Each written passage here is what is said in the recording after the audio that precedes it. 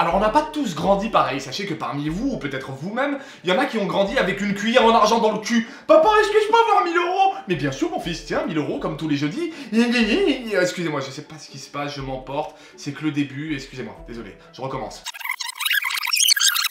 Alors on n'a pas tous grandi pareil, sachez que parmi vous ou vos proches, il y a peut-être des gens qui ont grandi en foyer, comme moi. Faire de la dasse, de la masse. Je vous propose donc de retourner dans la plus belle période de ma vie, mon enfance, et en même temps la plus difficile, parce que j'ai pas grandi chez moi, comme je vous l'ai dit, j'ai grandi en foyer. Alors je suis pas le genre de youtubeur qui raconte sa vie, alors voilà, comme vous êtes mes petits chouchous, mes petits loulous, je suis obligé de tout vous raconter, j'ai rompu avec Mathieu, ça marche plus. Et du coup maintenant pour suivre nos aventures, ce sera sur 2 chaînes séparées, il a sa chaîne, j'ai la mienne, et puis tout est très bien comme ça. Excusez-moi, je vais faire un placement de produit, ça va me...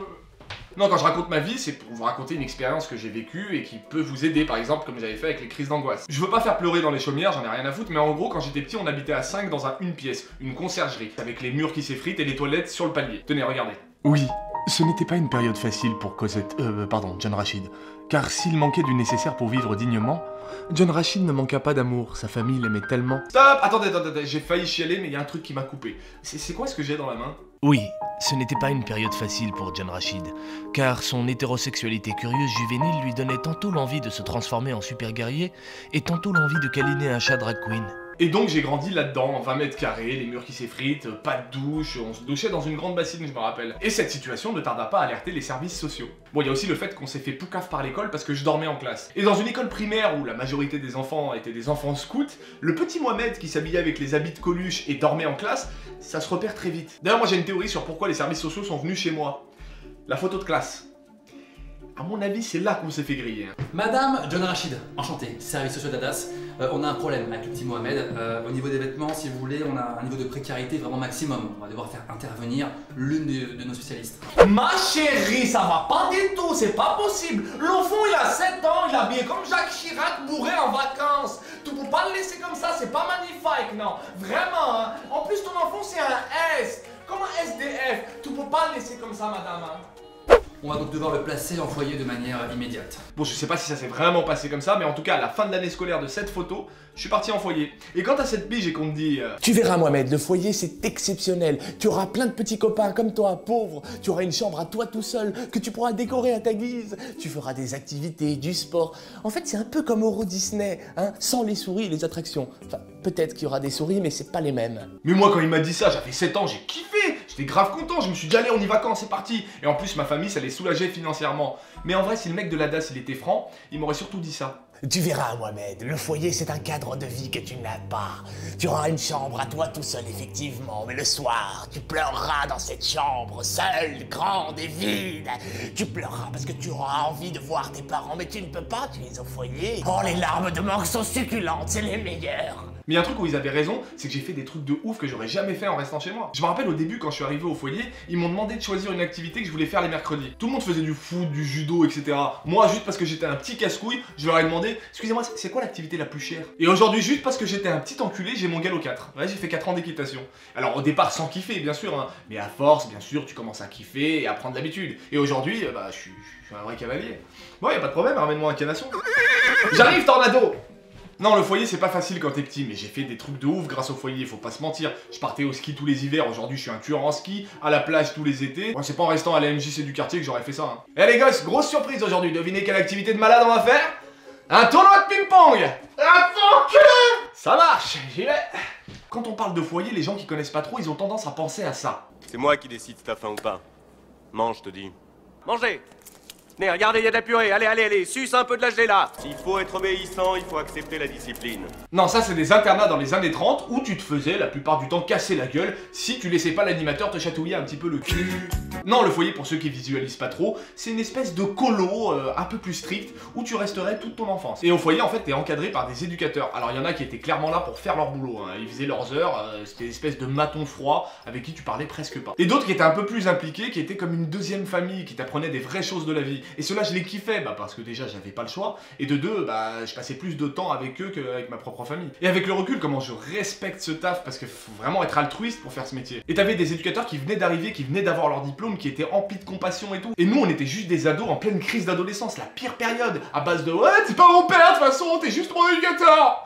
Et ils avaient une mission, c'était beau à voir. Bah nous, on était très cons. bonjour à tous. Alors mon prénom à moi c'est Jean-Marc. Fils de pute! Ça peut être un surnom. Alors je suis là tout au long de l'année pour vous aider, je suis votre nouvelle Voilà, tu extériorises et tu en as besoin. C'est normal, à la maison ça n'a pas été facile tous les jours. Et ça je le comprends très bien. Alors, se faire enculer, la sodomie, ça c'est l'éducation sexuelle, c'est un autre chapitre qu'on verra en février. Vas-y, mange ta mère! Alors, je mange pas ma mère, hein, ça c'est du cannibalisme, moi je suis vegan et ça c'est autre chose encore. Vos attaques, je les prends au second degré hein, et j'en rigole avec vous, je souris avec vous. En tout cas, on va passer une bonne année, hein, je le sens, tous ensemble, on va rigoler. Et je respecte encore plus parce que c'est vraiment très rare les moments où il pétait des câbles, alors que nous, on allait vraiment très loin. Alors il faut ranger vos chambres, la petite flèche. Ranger vos chambres, c'est important. Je crois que c'est pas autorisé, hein, les pistolets à l'intérieur. Je vous ai dit, Mohamed, tu es en train de me verser de l'essence dessus et c'est normal, tu as besoin d'extérioriser et tu me brûles. Et c'est aussi une manière à toi de t'exprimer. Voilà, yes, ça c'est sympa parce que au moins tu t'exprimes avec tes moyens à toi. Je tiens à m'excuser pour tout ce que j'ai fait dans ma jeunesse s'il y a des anciens éducateurs qui regardent. Et attention, faut pas confondre foyer et internat. Le foyer, en gros, c'est pris en charge par l'État et l'internat, c'est tes parents qui payent. En gros, les règles doivent être globalement les mêmes, mais la catégorie sociale des gens à l'intérieur n'est pas la même. Et ça fait une très grosse différence. Oui, parce que le foyer, ça se complique à l'adolescence, ça devient même pire que le quartier. Parce que c'est simple, tous les cas sociaux du quartier, les pires que les parents n'arrivent pas à gérer, on les regroupe au même endroit et on mélange. Bah du coup, forcément, bagarre pratiquement toutes les semaines. Mais ça, je regrette pas parce que ça forge le bonhomme. Mais attention, il y avait aussi de très beaux moments parce qu'au final, on était tous dans la même merde. Mais il y avait aussi des filles au foyer. Comme on était majoritairement des mecs jeunes, machos et cons, bah du coup, les filles, pour s'imposer, leur féminité, c'est pas ce qu'elles mettaient en avant. Non. À quelle heure je suis pas féminine? Mais t'es malade ou quoi? Bien sûr que oui, je suis féminine. Regarde-moi bien mes pieds, de ma tête, cheveux longs, manucure. Malin cul. Victoria's Secret, mon pote. Ah ouais, la dame, elle a pas retiré ça. Zoome pas sur ma chatte, t'es un malade ou quoi? Tout, je suis pas féminine. Et je vous jure que c'est même pas caricaturé. Il y a pas une meuf avec qui j'ai vécu au foyer, elles se reconnaîtront, qui était pas comme ça. Mon éducateur, il les appelait les femmes cutères. Mais bon, faut imaginer que pour nous déjà c'était très difficile. Alors imagine pour une meuf dans un univers où il y a majoritairement des garçons, c'est encore plus difficile. Respect à celles qui ont grandi en foyer, comme Kenny Arcana. Sinon, les gens qui ont grandi en foyer comprendront, bah des fois le foyer t'en avais marre, t'en pouvais plus, hein. Vraiment, il y avait plus de solution, donc tu fuguais. Au cours de ces années, plein de fois dans la nuit, il m'est arrivé de sauter par ma fenêtre pour fuguer, hein, pour rentrer chez moi. Mais le foyer, il était loin du centre-ville. Entre le foyer et chez moi, il y avait des forêts et tout. Et moi, dans ma tête, j'étais un enfant. Quand je fuguais, ça se passait comme ça. J'avais fait une halte. Les éducateurs étaient à mes trousses depuis plus de 48 heures. De toute façon, je n'avais plus la notion du temps. Il fallait à tout prix que je les sème. Rends-toi, Mohamed! Jamais, vous m'entendez? Allez, fais pas le con, gamin! T'es cerné! T'as nulle part où aller, Mohamed! Vous êtes des monstres! J'ai une famille! Et elle me manque! Rends-toi, Mohamed! Rentre au foyer! Y a plein de gens qui t'aiment là-bas! Allez! Ah! Je pouvais tous les tuer. Toi aussi, je pouvais te tuer. Au foyer, c'est toi qui fais la loi. Mais ici, c'est moi. Fais pas chier. Fais pas chier ou je te ferai une guerre comme t'en as jamais vu. Ah! Oh, tu sais, à l'époque, je regardais beaucoup de films, hein. En fait, dans la vraie vie, ça se passait comme ça. Voilà 48 heures que je n'avais pas dormi. Et cette fugue était insupportable, mes nerfs commençaient à lâcher. Mais fallait que je tienne pour la T'es liberté. là 4 fois cette semaine. Attends! Je vais pas passer mon temps à te chercher. Attends, ça fait mal là. Et puis pourquoi t'es habillé comme un clochard? Eh mais attends, mais t'es pas mon père, attention, t'es mon éducateur. Ouais, c'est ça, allez au foyer, allez. Avec ton couteau en plastique là. Oui, parce que généralement, je fuguais vers 21h, et puis à 21h30, un éducateur m'avait ramené, et j'étais dans ma chambre en train de pleurer, dans un coin tout seul, en écoutant D-Fool. Voilà, alors j'aurais pu raconter plein d'autres anecdotes, mais ça aurait fait une vidéo beaucoup trop longue, je vous ai dit l'essentiel. Et pour tous ceux qui connaissent pas la vie du foyer, maintenant quand vous avez un proche ou quelqu'un qui a vécu ça, vous en saurez un peu plus. Mais il n'y avait pas que le foyer pour moi, il y avait aussi une famille d'accueil, mais ça c'est une autre histoire. Je voulais passer un grand bonjour à tous ceux que j'ai croisés pendant mes 10 ans de foyer et qui regardent mes vidéos en se disant mais je le connais lui, c'était pas le petit Mohamed en foyer là? C'est moi. Et comme des milliers d'autres enfants en France, j'ai grandi en foyer, faut pas en avoir honte. Et ça fait pas de moi quelqu'un de déséquilibré, et aujourd'hui je suis très fier d'avoir entrepris tout ce que j'ai fait avec le départ un peu plus compliqué que les autres que j'ai eu.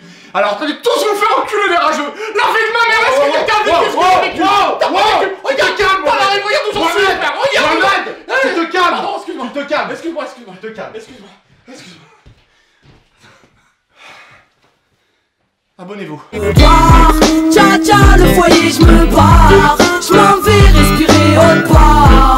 Tcha tcha, où les éduques, je me barre. Vous pouvez appeler les flics, fermez la porte, je passerai par la fenêtre, c'est c'est clair. J'ai ma liberté qui m'attend juste devant. Je vais pas la faire patienter, 1, 2, 3. J'ai tout le monde. Allez, pas le temps, bon blabla, je suis toujours la seule à partir. Putain, aucun de mes potes n'a jamais été de la partie. Là où le système en sorcelle, à coup de vibes sorties. Pour moi, un enclos est fait pour essayer d'en sortir.